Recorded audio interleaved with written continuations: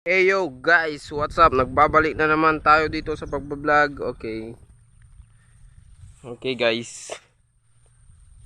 Sige naman ko. Okay guys, maggagapas tayo ngayon. Kasama natin tong kapatid nating si Raulo. Okay guys,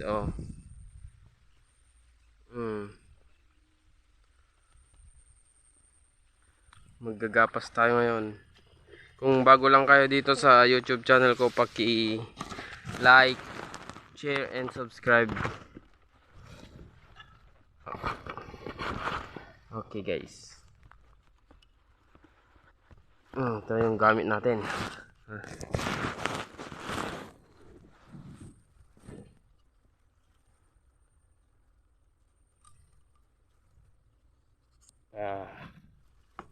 Ayun guys. Mag-ala ninja na tayo.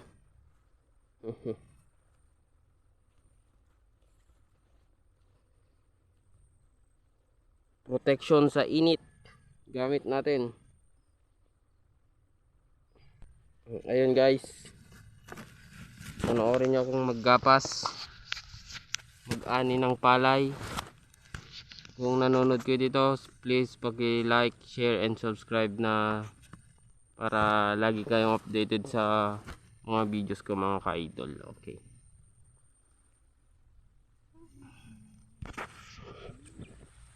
Makulimlim ang araw na ngayon, pero maggagapas pa rin ako.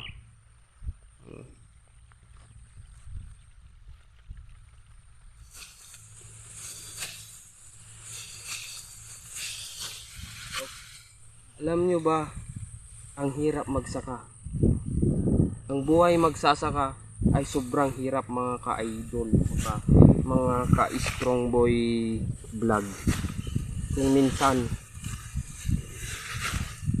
kulang pa yung kita na maaani namin dahil nga sa ay naku po. Okay, iinom lang tayo guys.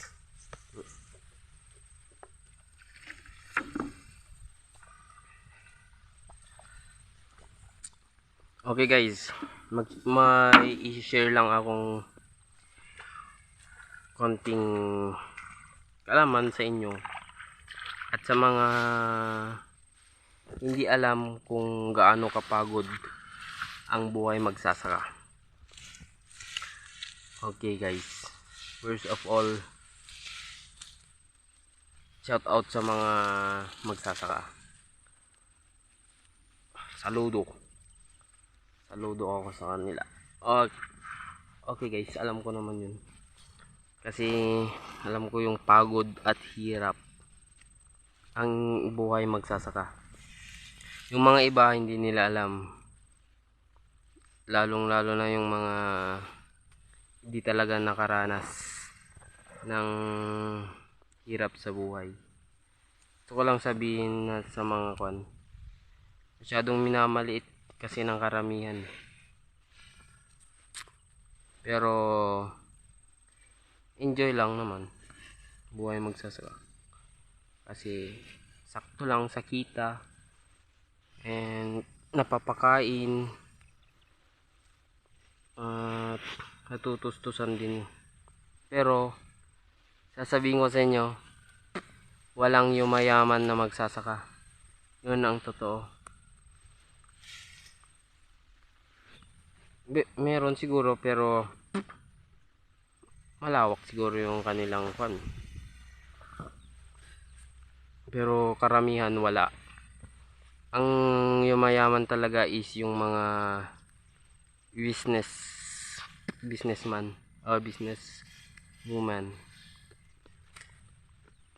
kasi mura na binibili nila yung yung palay na to, at kapag naging bigas sobrang mahal.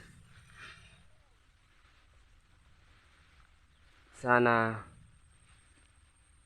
maging mahal din tong mga palay na to, kahit 20 kilos lang, ay 20 pesos isang kilo, para hindi naman malugi yung mga magsasaka ng Pilipinas. Yun, gusto ko lang sabihin sa inyo. Napapaisip tuloy ako sa solusyon. Kung mag-NPA kaya ako. Tapos darat-rating ko yung mga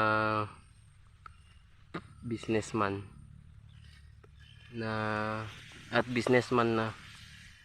barat, and yung mga nasa gobyerno na mukhang pera talaga, para malaman nilang kaya rin nilang ayun na basta hindi ko nasasabihin, pero lang yun, imagination lang yun guys.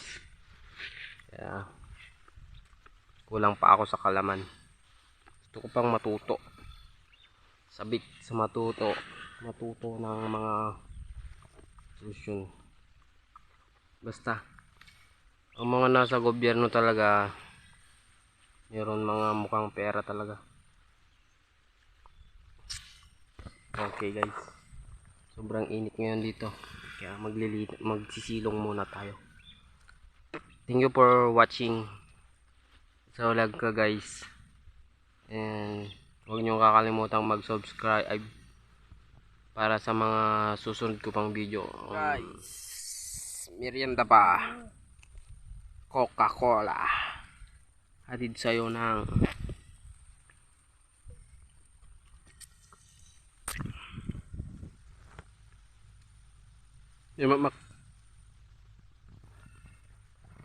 okay guys, konti na lang.